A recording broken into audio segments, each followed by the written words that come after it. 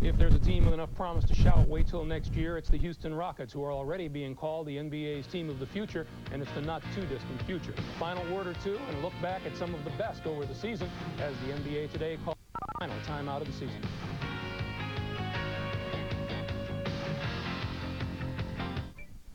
It was an excellent season in many ways. The world's greatest athletes showed why night after night, week after week. Their skills and their grace is sometimes taken for granted when viewed regularly, and sometimes even they outdid themselves. For the next couple of minutes, watch the basketball. Sam Perkins of Dallas gives new meaning to the term underhand scoop. Sam goes down, the ball goes in.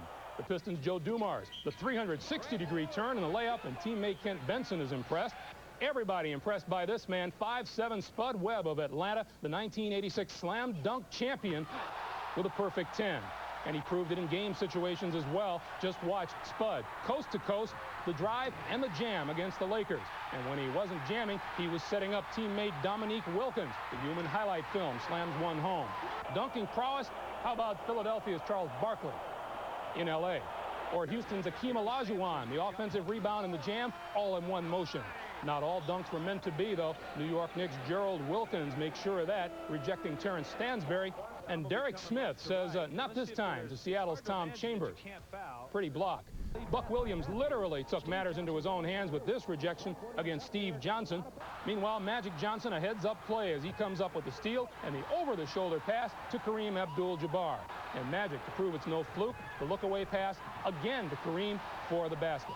Not to be outdone, watch Larry Bird take the pass and the tap over the head to Sam Vincent for the layup. And how about Enos Watley with a great pass underneath to Charles Jones for the jam. Not all the passes work out. Dennis Johnson looks down court for Larry Bird and casts one home for the three-pointer. Craig Hodges also found the hoop from midcourt for the Milwaukee Bucks, this one of the hook variety, to beat the buzzer.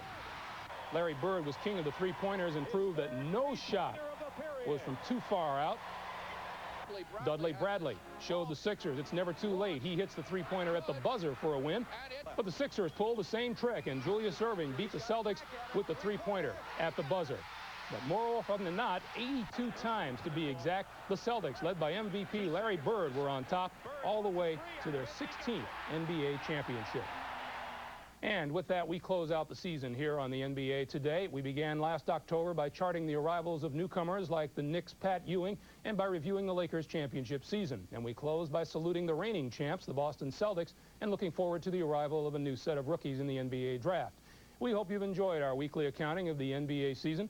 For our producer, Bob Rauscher, our associate producer, Rich Coppola, and assistant Russ Mollahan, and for our directors, Mike Boisano, Dan Glovach, and Dennis Sidori, and for super sub Larry Burnett, who came off the bench to substitute, and for everybody else who worked very, very hard to put our weekly presentation together, I'm Greg Gumbel. We hope that you have enjoyed the entire sequence from start to finish in the Boston Celtics championship reign. Hopefully, we will see you again for another season here on the NBA Today.